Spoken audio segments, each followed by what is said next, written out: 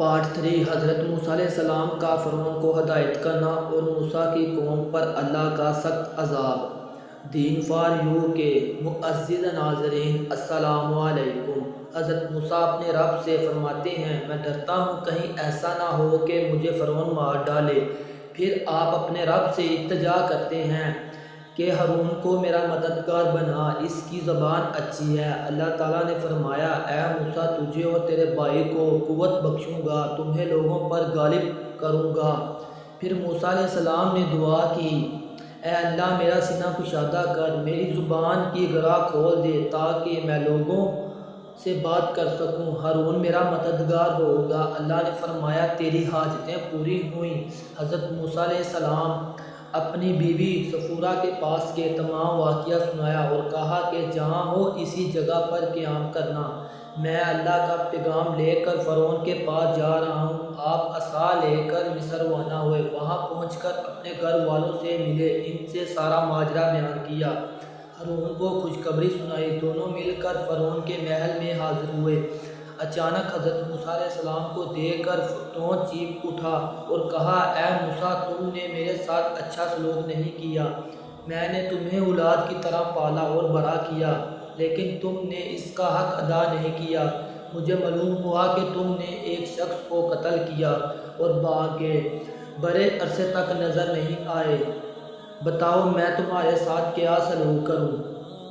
حضرت موسیٰ علیہ السلام نے فرمایا، میری نیت قتل کرنے کی نہیں تھی، جو کچھ ہوا وہ اتفاق تھا، اس لیے کہ میں نے اپنے رب سے معافی طلب کی، میں تو صرف خوف سے بھاگا تھا۔ جب میرے رب نے مجھے پیغمبری عطا کی تو میں نے تمہیں راستہ پر لانے کے لیے آیا ہوں۔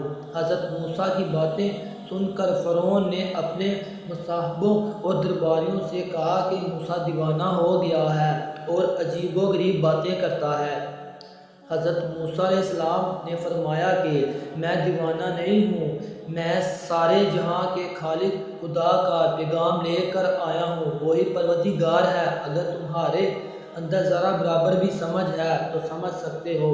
فرعون نے دعویٰ کرتے ہوئے کہا، میرے سوا اور کون معبود ہو سکتا ہے؟ اگر تم مجھے معبود نہیں سمجھتے تو میں تجھے قتل کروا دوں گا۔ فرعون نے حضرت موسیٰ سے پوچھا، کیا تمہارا پروردگار عمر بڑھا سکتا ہے اور تمہاری دنیا کی بادشاہی مجھے دے سکتا ہے؟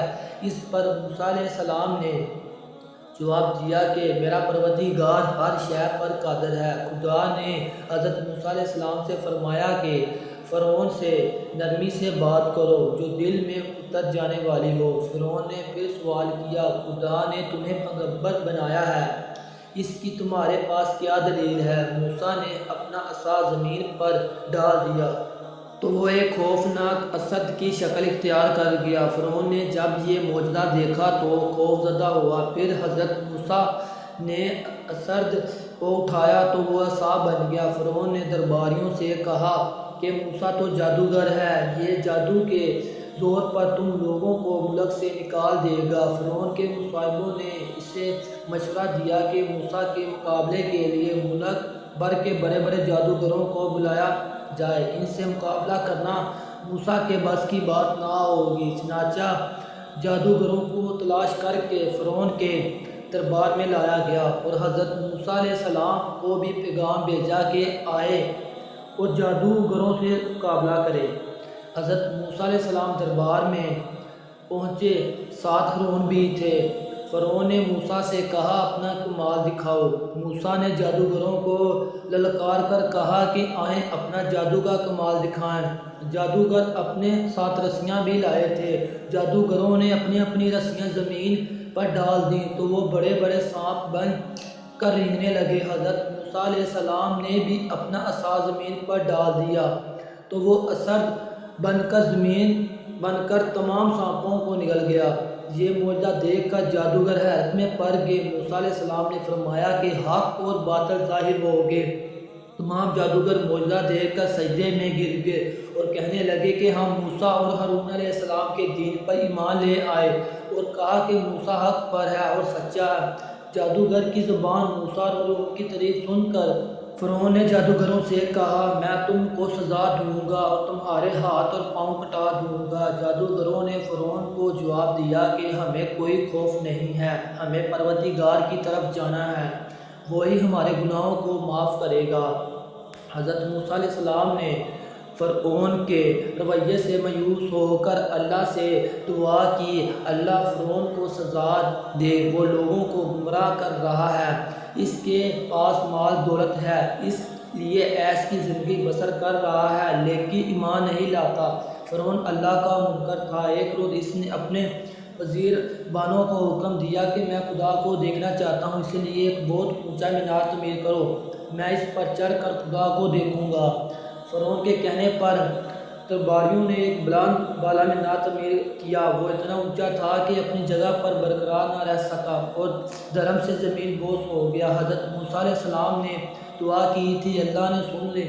فرعون ہر طرح کے عذاب میں گر گیا، ملک میں ہر طرف بیماری پھوٹ پڑی، قحط پڑ گیا، اناج کا ایک دانہ بھی نہیں مل رہا تھا، طرح طرح کی آفات سے فرعون گھبرا گیا۔ اس کی قوم نے ولولایہ مچایا اور فریاد کی کہ یہ کیا ہو گیا، ہم تو ہر طرح کے عذاب میں مبتلا ہو گئے۔ فرعون نے اپنی قوم سے کہا کہ موسیٰ سے کہو کہ یہ عذاب ٹال دے۔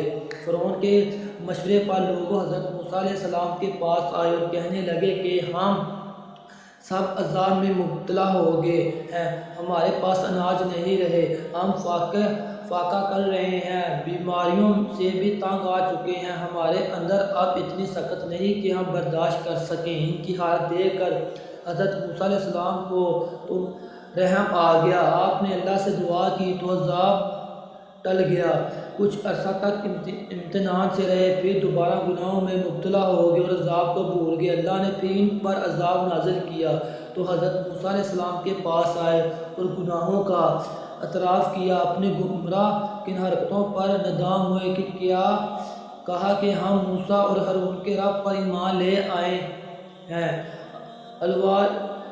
حضرت موسیٰ علیہ السلام نے پھر اپنی قوم کی نجات کے لیے دعا کی تو عذاب ٹل گیا، تو اس پر کہنے لگے کہ مصیبتیں تو آتی جاتی رہتی ہیں، یہ کوئی تعجب کی بات نہیں۔ پھر اللہ کا قہر نازل ہوا، ٹڈیاں دل آسمان پر چھا گئے، کھڑی فصلیں تباہ ہو گئی، ملک میں قحط پیدا ہو گیا، جسم میں جوئیں پیدا ہو گئی، جگہ بجگہ مینڈک نظر آنے لگے، یہاں تک کہ جینا دوبر ہو گیا۔ اللہ نے حضرت موسیٰ علیہ السلام پر وحی بھیجی کہ اس سرزمین کو چھوڑ دو اور اپنی قوم بنی اسرائیل کے ساتھ نکل پڑو۔ اللہ کے حکم کے مطابق حضرت موسیٰ علیہ السلام اپنی قوم کے ساتھ نکلنے کی تیاری کرنے لگے۔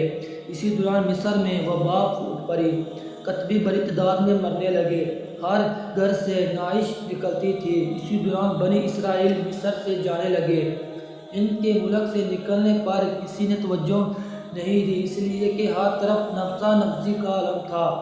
حضرت موسیٰ علیہ السلام نے حضرت ہارون کی رہنمائی میں بنی اسرائیل کو روانہ کر دیا اور خود پیچھے رہ گئے۔ بنی اسرائیل کا قافلہ دریائے کلزم کے کنارے پہنچ گیا۔ فرعون کے کارندوں نے دیکھا کہ شہر میں کوئی اسرائیلی نظر نہیں آ رہا۔ دوستو، اس سے آگے مزید لاسٹ پارٹ فرعون کی موت اور اس کے بعد کیا ہوا، یہ دیکھنے کے لیے ہمارے چینل کو سبسکرائب کریں اور آنے والی ویڈیو کا انتظار کیجیے۔ تب تک کے لیے اجازت دیجیے، اللہ حافظ۔